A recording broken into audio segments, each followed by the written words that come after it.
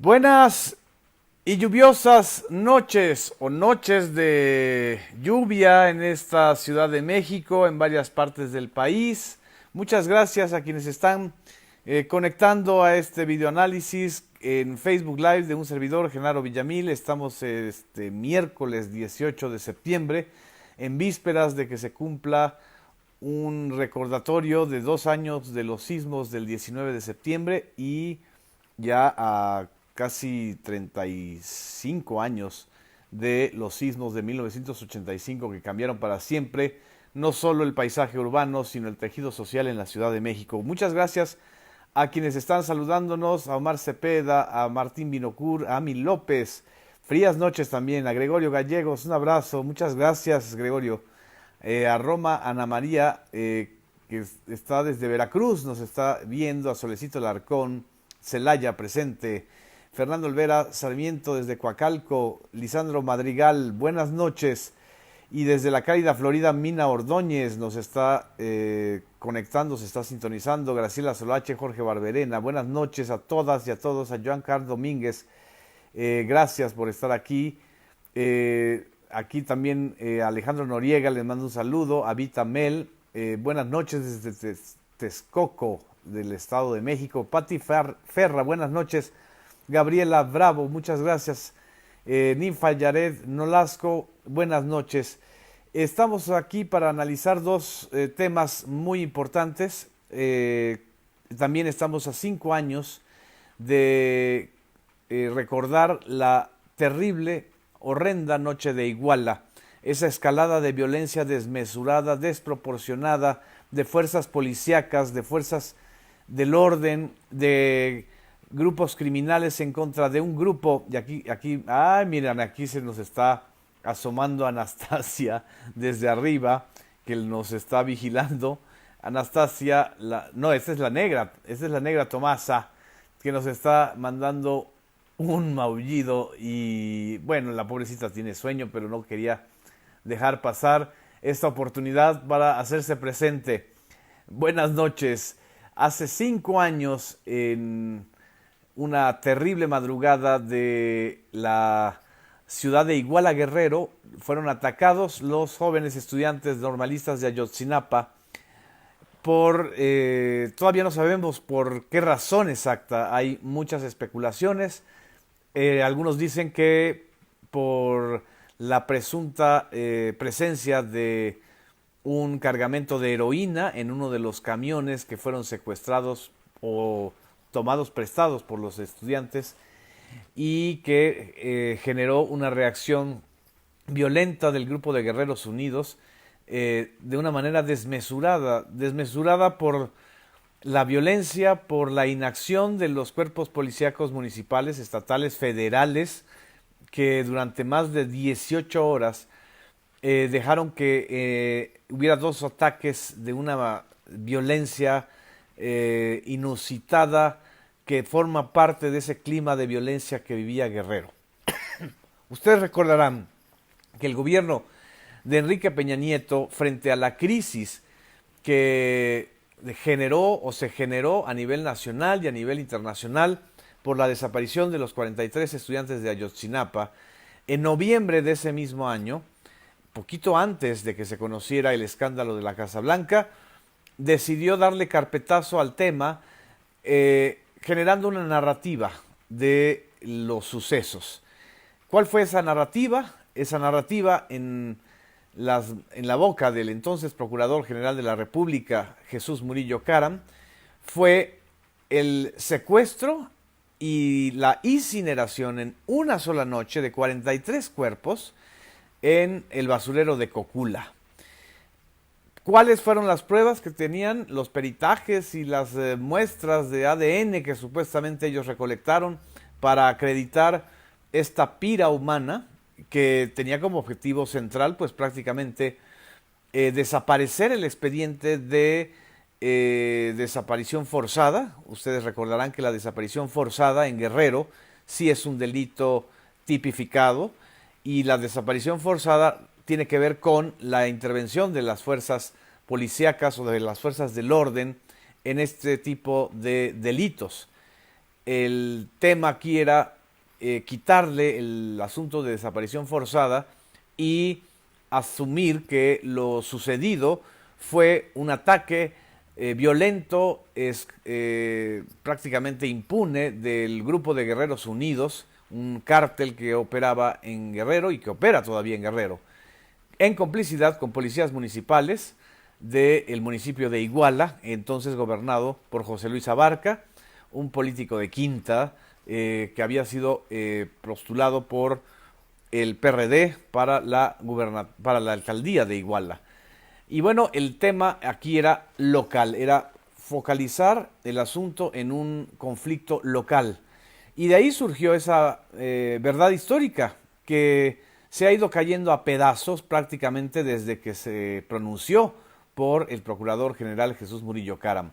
¿Y por qué se fue cayendo a pedazos? En primer lugar, porque vino a México el grupo interdisciplinario de expertos independientes que son policías, fiscales, investigadores de primer orden de América Latina.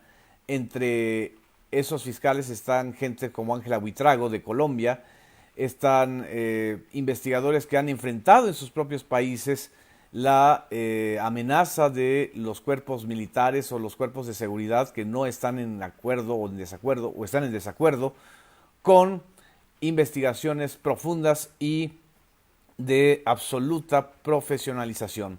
El gobierno de Enrique Peña Nieto creyó que el GIEI iba a acreditar esa verdad histórica y lo único que hizo fue hundirse más en el descrédito, porque el GIEI una y otra vez demostró en una revisión exhaustiva de aquel expediente desde 2015 que prácticamente se había construido a partir de torturas, de alteraciones, de sembrar evidencias y de ignorar líneas de investigación, una mentira que quiso pasar por verdad. Obviamente, lo que hasta ahora tenemos es una enmarañada red de declaraciones que se han ido cayendo precisamente porque muchas de esas hipótesis o de esas tesis del caso de Ayotzinapa fueron tomadas con la tortura a los presuntos implicados. Y a 5 años, prácticamente a 5 años, a un lustro de estos sucesos, el gobierno de Andrés Manuel López Obrador y la Fiscalía General de la República, encabezada por Alejandro Gers Manero, acordaron el día de hoy empezar de cero, es decir, reiniciar toda la investigación en torno a la desaparición de los 43 normalistas de Ayotzinapa. En medio de este escándalo hay, por supuesto, los defensores todavía en medios, en columnas, en espacios periodísticos, defensores de esa mentira histórica y de esa desproporcionada incapacidad del Estado mexicano para tratar de cerrar el expediente de una manera forzada, mentirosa, violando todo el debido proceso. Y ahora lo que tenemos es a un Jesús Murillo Caram, ex Procurador General de la República, ex gobernador de Hidalgo, en el banquillo de los acusados, junto con una gran cantidad de elementos de la PGR, de sus propios sucesores, que validaron o simple y sencillamente fueron negligentes frente a las constantes denuncias de alteración de pruebas, de torturas. En este carnaval de la vergüenza, pues desgraciadamente la CNDH de Luis González Pérez, encabezada por Luis González Pérez, también queda muy mal parada porque avaló esta mentira histórica y pretendió servir de contrapeso a el poder de credibilidad que tuvo el GIEI. Y ahora los estudiantes y sobre todo los padres de familia, los estudiantes sobrevivientes y los padres de familia se reunieron en el Palacio Nacional con el presidente de la República, con el subsecretario de Gobernación Alejandro Encinas y sobre todo con el fiscal general Alejandro Gers para plantear esta necesidad de empezar desde cero a saber por lo menos qué fue lo que sucedió para que esa verdad histórica ahora transformada en mentira acreditada haya tratado de ser impuesta y vendida como una verdad oficial. Tan fue una verdad oficial que el propio Enrique Peña Nieto, en la grabación de sus últimos spots de gobierno, pues prácticamente le dijo a la población: ustedes perdonarán, pero hay que aceptar que los estudiantes fueron incinerados y no hay nada más que hacer. Aunque no tengamos los restos, aunque no tengamos las evidencias claras, aunque incluso exista ya el interés de decir no fueron todos los 43, sino una parte de esos 43 los que fueron incinerados en Cocula y otros fueron llevados a Huitzuco, una tesis que tampoco tiene sustento en la realidad y en las evidencias, sino en testimonios y en suposiciones. Esta situación es muy grave porque si están vivos, no sabemos dónde están. Si fueron asesinados, no sabemos dónde están. Y tampoco, por supuesto, sabemos quiénes fueron los cómplices, los criminales que quisieron dar una demostración de poder, de sangre y fuego contra los estudiantes. Este es el tema que va a ocupar en los próximos días el interés de la opinión nacional y por supuesto de la opinión internacional, porque en el caso Ayotzinapa se juega una vez más la justicia y la credibilidad social. Aquí tengo yo un libro de reciente aparición de el colega Roberto Roch que se llama La historia detrás del desastre. La historia detrás del desastre es la compilación periodística de una serie de testimonios y de episodios que hablan de cómo fue cayendo una a una las mentiras, las corruptelas del gobierno de Enrique Peña Nieto. Y en el caso de Ayotzinapa, el derrumbe, hay una parte muy importante de este libro que dice: las fuentes consultadas por este autor señalan al consejero jurídico de la presidencia, Humberto Castillejos, como el actor que catalizó este endurecimiento desde Los Pinos, incluso manipulando a organismos que se presentaban como promotores independientes de los derechos humanos, pero que formaron filas en una estrategia orientada a demoler a grupos y personajes en este campo dentro y fuera del país, como Juan Méndez, entonces relator de la ONU para la Tortura y Desapariciones, y Emilio Álvarez y Casa, en ese momento secretario ejecutivo de la Comisión Interamericana de Derechos Humanos, la CIDH, de la OEA. El señor Castillejos era ya para 2015 un personaje en los pasillos del poder por su perfil, muy lejano al consultor jurídico que desarrolla una tarea técnica con documentos que van a dar a escritorios claves. Él sí generaba documentos, pero también los cabildeaba, promovía nombramientos de alto nivel y mostraba una sorprendente ubicuidad en los sitios en donde se manejaban cada día los asuntos relevantes del país. Algunos políticos lo apodaban la Santísima Trinidad, pues su activismo e influencia sobre el Congreso y el Poder Judicial lo exhibían como alguien que gobierna, legisla y juzga. Como ustedes recordarán, el señor Humberto Castillejos, el consejero jurídico de Enrique Peña Nieto, no solamente era poderoso por su capacidad de cabildeo, de presión y de chantaje, sino también pues porque su primo Raúl Cervantes Andrade fue procurador, porque su otro primo Alfredo Castillo Cervantes, el muy malogrado virrey del gobierno de Enrique Peña Nieto en Michoacán, hizo de las suyas con el tema de los grupos de defensas o de autodefensas civiles, y porque formó un triángulo en donde querían pues prácticamente tomar el tema de Ayotzinapa como una guerra contra el llamado Grupo Hidalgo. ¿Y cuál era el Grupo Hidalgo? Pues el que encabezaba Jesús Murillo Caram y Miguel Ángel Osorio Chong, entonces secretario de Gobernación. No estoy diciendo que Murillo o el señor Miguel Ángel Osorio Chong hayan sido inocentes, sino que hay que alumbrar también la trama política, desgraciadamente, que fue la que dominó y concentró y secuestró al gobierno de Enrique Peña Nieto en una mentira histórica de altas consecuencias. ¿A quién respondía Tomás Cerón? ¿Realmente al señor procurador de ese entonces o a los procuradores, incluyendo a Arely Gómez, o al señor Humberto Castillejos y su insistencia y persistencia por imponer mentiras ministeriales y tratar de cerrar el expediente de Ayotzinapa? Y lo único que logró fue abrirlo cada vez más, abrirlo a una herida terrible. Aquí me comentan de Anabel Hernández, que también lo mencionó en el libro que ella escribió sobre los sucesos de Ayotzinapa. En fin, les mando muchos saludos a quienes están aquí también comentando y compartiendo este análisis informativo.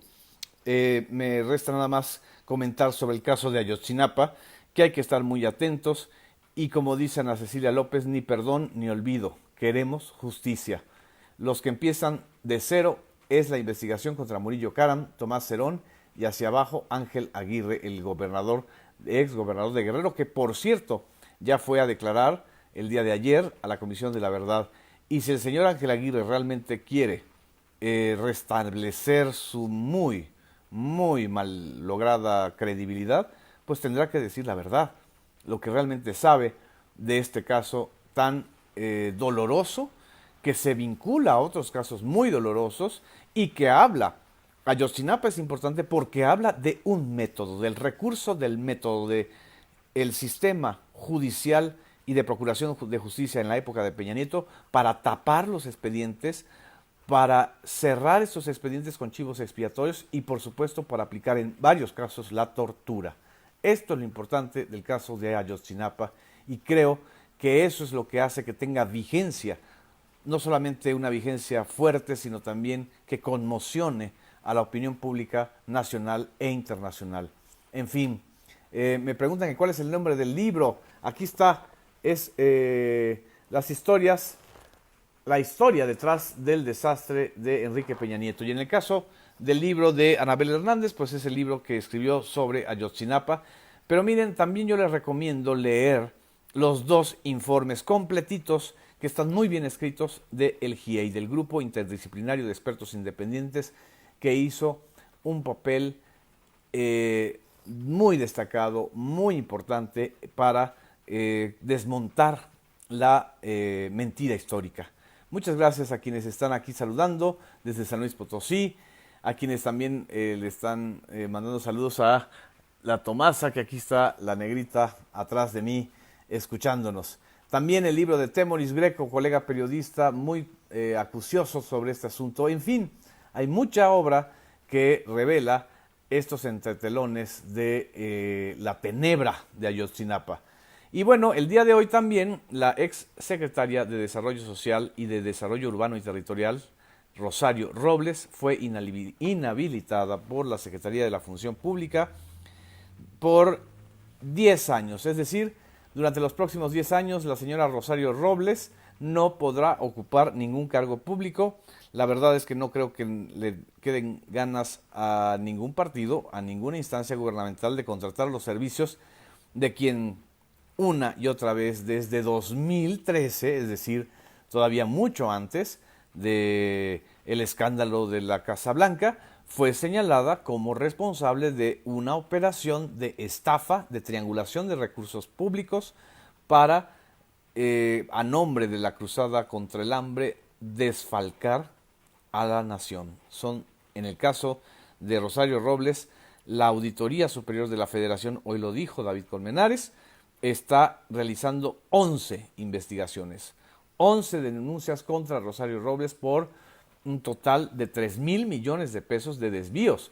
No sabemos qué pasó con ese dinero.